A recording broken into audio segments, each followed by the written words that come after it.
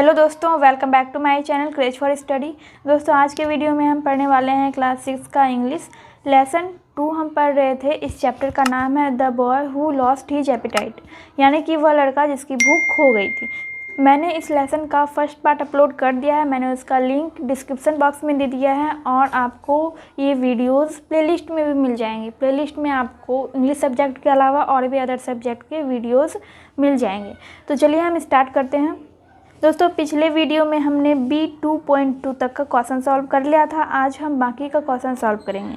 B2.3 का question है answer the following questions in not more than 50 words, यानी कि इस क्वेश्चन का आंसर 50 शब्दों से ज़्यादा में नहीं देना है। पहला क्वेश्चन है how did Sam spend his life after his father dead. दूसरा क्वेश्चन है what made Sam lose his way in the woods. तीसरा क्वेश्चन है who helped Sam when he lost his way, how. चौथा question है what made the food tasty और tasteless for Sam, give reasons for your answer. तो चलिए पहले हम B2.3 का क्वेश्चन सॉल्व कर लेते हैं। दोस्तों, हमारा पहला क्वेश्चन था how did Sam spend his life after his father dead, यानी कि सैम के पिता की मृत्यु के बाद उसका जीवन कैसा था। इसका आंसर होगा Sam's father had dead when he was very young. Sam के पिता की मृत्यु हो गई जब वह बहुत युवा थे। आफ्टर हिज फादर डेथ, उसके पिता की मृत्यु के बाद Sam became the owner of all his father's property. Sam अपने पिता की मृत्यु के बाद अपने पिता की सारी प्रॉपर्टी का मालिक बन गया। Since then he started living a luxurious life, उसके बाद उसने एक शानो शौकत वाला जीवन जीना शुरू किया। He used to eat rich food and lay in bed all the day, मतलब वह अच्छा खाना खाता था और सारा दिन बेड पे पड़ा रहता था। As a result he soon became quite lazy, इसका परिणाम यह हुआ कि वह बहुत आलसी हो गया। Not doing any labour he lost the taste of food, soon his appetite was lost, बिना किसी परिश्रम के उसके खाने का स्वाद खो गया और जल्द ही उसकी भूख भी खो गई थी। दूसरा क्वेश्चन है what made Sam lose his way in the woods, क्या जंगल में उसने अपना रास्ता खो दिया। तो इसका आंसर है Sam had agreed to go for hunting in the woods with his friends. इसका मतलब होगा कि सैम की सहमति से वह अपने दोस्तों के साथ जंगल में शिकार के लिए गया। In spite of his laziness, यानी कि उसके आलसपन के बावजूद। He was not use to riding fast, so he found himself lagging behind other friends. उसने कभी भी तेज घुड़सवारी नहीं की थी, इसलिए वह अपने दोस्तों से पीछे छूट गया। He got lost and wandered away in the woodly for 6 to 7 hours, वह इसी तरह से जंगल में 6 से 7 घंटे के लिए इधर उधर घूमता रहा। तीसरा क्वेश्चन है who helped Sam when he lost his way, how। जब जंगल में वह खो गया था तब उसकी मदद किसने की और कैसे। तो इसका आंसर है Sam had lost his way in the wood, Sam जंगल में रास्ता भूल गया था। ही wandered फॉर लॉन्ग, वह लंबे समय तक इधर उधर भटकता रहा। Then he saw a peasants but near by, उसने नज़दीक में एक किसान को देखा। He rode up to the hut and reach to the peasant, वह झोपड़ी के पास गया और किसान के पास पहुंचा। The peasant gave him dal roti to eat, किसान ने उसे दाल और रोटी खाने को दिया। He also help Sam guiding him the right path towards his home, किसान ने उसे घर जाने का सही रास्ता भी बताया। With the peasant's help only Sam was able to reach to his home safely, सिर्फ किसान की मदद से ही सैम अपने घर सही सलामत या सुरक्षित पहुंच सका। 4 नंबर का क्वेश्चन है what made the food tasty और tasteless for Sam, give reasons for your answer. क्या सैम के लिए खाना स्वादिष्ट या अस्वादिष्ट था, कारण के साथ अपने उत्तर दीजिए। इसका आंसर होगा it was hard labour that had made the food tasty for Sam, यह परिश्रम ही है जिसने सैम के लिए खाने को स्वादिष्ट बनाया। He had been wandering for long riding on his horse, वह लंबे समय तक अपने घोड़े पर सवार होकर इधर उधर घूमता रहा। For a long time he had not eat anything, उसने लंबे समय से कुछ भी नहीं खाया था। For this he felt hungry, तो इसलिए वह भूखा महसूस कर रहा था। Due to labor he got hungry and so he felt the simple food dal roti tasty to eat। परिश्रम के कारण ही उसको भूख लग रही थी और उसको साधारण सी दाल रोटी भी बहुत स्वादिष्ट लग रही थी खाने में। But when back to home again got involved in his daily routine। लेकिन जब वह अपने घर गया तो फिर से वह अपने पुराने दिनचर्या में ढल गया। He lay in a bed all day and ate rich food। वह सारा दिन बिस्तर पे पड़ा रहता था और अच्छा खाना खाता था। For not doing any labor he lost his appetite and this made the rich food tasteless for Sam। बिना किसी परिश्रम के उसने अपनी भूख खो दी थी और उससे अच्छा खाना भी अस्वादिष्ट लगता था। So labor made food tasty and laziness made food tasteless for Sam। इसलिए परिश्रम खाने को स्वादिष्ट बनाता है और आलसपन खाने को अस्वादिष्ट बनाता है। हमारा B 2.3 का क्वेश्चन सॉल्व हो चुका है। अब हम C नंबर का क्वेश्चन सॉल्व करते हैं। Things of words related to luxurious and food. Now complete the web chart with those words. यहाँ पे जो दो वर्ड दिए गए हैं लग्जरियस एंड फूड, इससे रिलेटेड वर्ड लिखने को बोला गया है और इस चार्ट को पूरा करने के लिए बोला जा रहा है। तो लग्जरियस से रिलेटेड वर्ड एक दिया गया है रिच और यहाँ पे फूड से रिलेटेड वर्ड दिया गया है हंग्री। तो हमें इस तरह का और 5 वर्ड लिखना है। 5 वर्ड लग्जरियस में लिखना है और 5 वर्ड फूड में लिखना है। लग्जरियस में पहला वर्ड दिया गया है रिच, तो इसके अलावे हम यहाँ पे लिख सकते हैं क्लॉथ्स, कार भी लिख सकते हैं, गोल्ड लिख सकते हैं, डायमंड लिख सकते हैं और लाइफ स्टाइल भी लिख सकते हैं, लाइफ स्टाइल। अब यहाँ पे है फूड, तो फूड के लिए हम लिख सकते हैं स्पाइसी, ब्रेड लिख सकते हैं, न्यूट्रिशन लिख सकते हैं NUTRITION और हम यहाँ पे लिख सकते हैं न्यूट्रीमेंट। सब्सिस्टेंस भी लिख सकते हैं, सब्सिस्टेंस। तो हमारा क्वेश्चन नंबर C भी कंप्लीट हो चुका है। अब हम D नंबर में देखते हैं। यहाँ पे ग्रामर दिया गया है, तो D1 में है conjunction. Read the following sentence. He ate rich food and lay in bed all day.